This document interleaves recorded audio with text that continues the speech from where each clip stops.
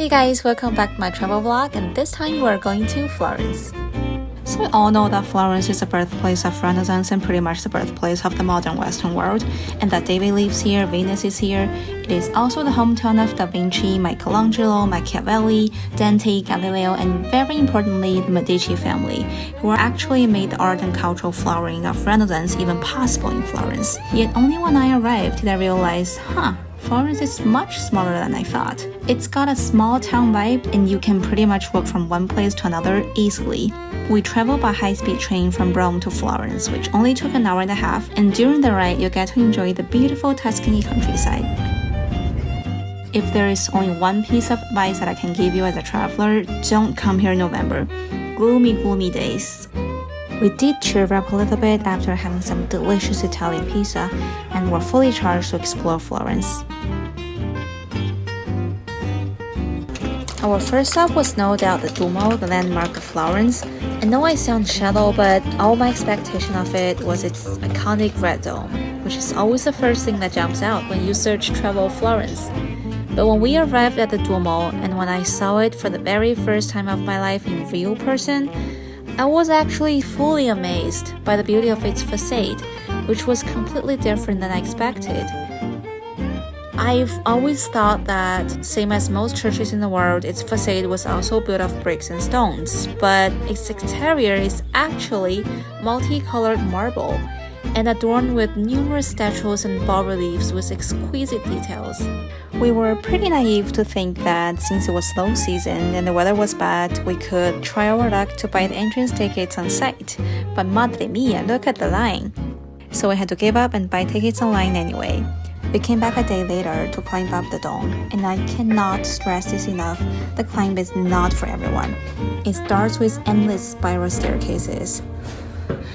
Gotta say, I feel a little bit dizzy already with this endless spiral staircases. And the more you climb up, the more steep and narrow it gets. Sometimes it only allows one person to pass. Be prepared for an arduous journey if you want to climb up the dome. Originally, these stairs were only built to help the workers during the construction for maintenance, not for the general public. So if you're not a fan of long steep stairs and small spaces, or you have weak knees, I wouldn't recommend you to come up here. But if you are able to climb up, you get to closely appreciate the magnificent frescoes inside the dome and enjoy one of the best views of the city.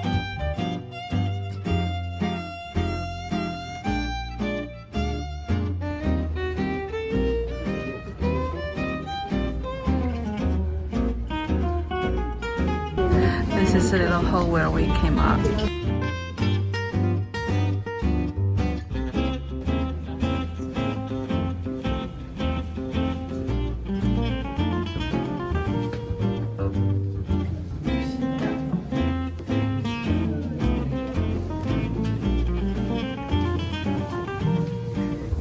Going down.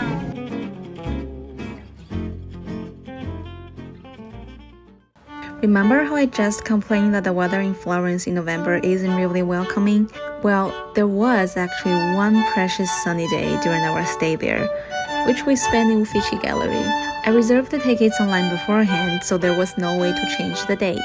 Uffizi means offices in Italian.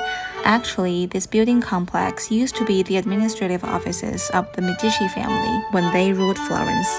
They also set up a private gallery with statues and precious artworks on the upper floor of the building. But the gallery wasn't officially open to the public until the 18th century, and it kept its original name, Uffizi.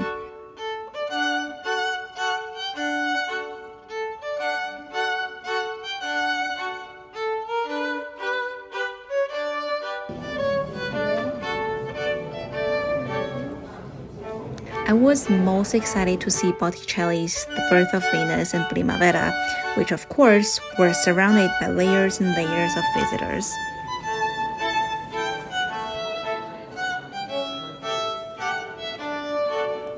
Oh, and by the way, you don't want to miss the lovely cafe on the 3rd floor. It's got a beautiful outdoor terrace where you can enjoy the view of the Duomo and the Grand Palace, Palazzo Vecchio, which has served both as the residence and the government building of the Medici family. It was already 3 when we left the gallery for lunch, and ever since we came out of the gallery, we saw people eating the same sandwich along the way. And following these sandwich eaters, we ended up in front of this sandwich shop, the legendary street eat in Florence. If you come to Florence, you have to try their sandwich. It's fresh, it's big and juicy and tasty. No, I didn't try it. These are the information I got from the happy faces of dozens of satisfied happy human beings around me, each holding a huge sandwich. I was too hungry to wait in line, so we went to the steak place next door, because the Florentine beef steak is also pretty famous. On the left is more traditional way of cooking. It's basically rare, and we have half of it medium cooked. But honestly, I feel like everything in Florence is just perfect. The dessert here also lives up to all my imagination of Italian dessert.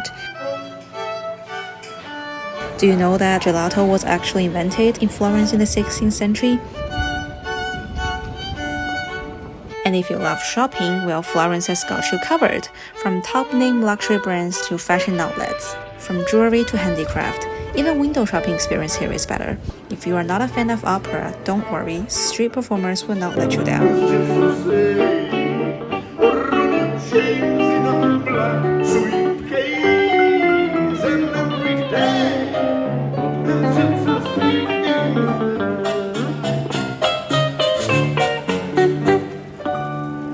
And lastly, and I'm not exaggerating here, even their garbage bins on the street are a genius design.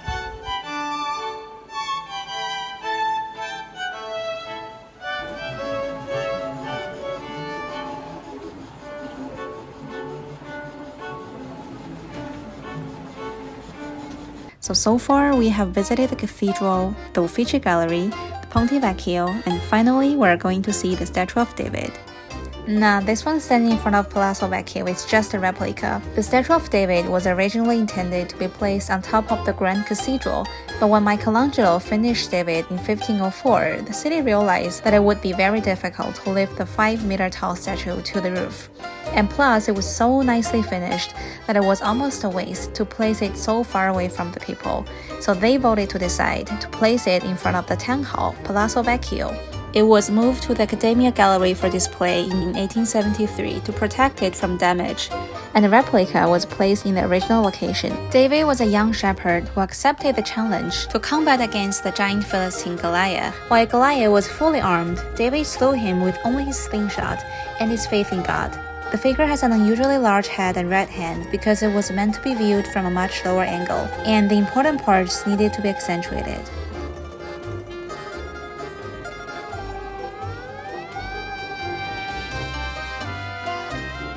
We went to Piazzale Michelangelo on the last night. It was such a pity that we didn't come up here on the only sunny day because it's got the best panoramic view of Florence. But seeing the whole city lighting up the night sky is not a bad way to sum up the trip and to say goodbye. So, till next time.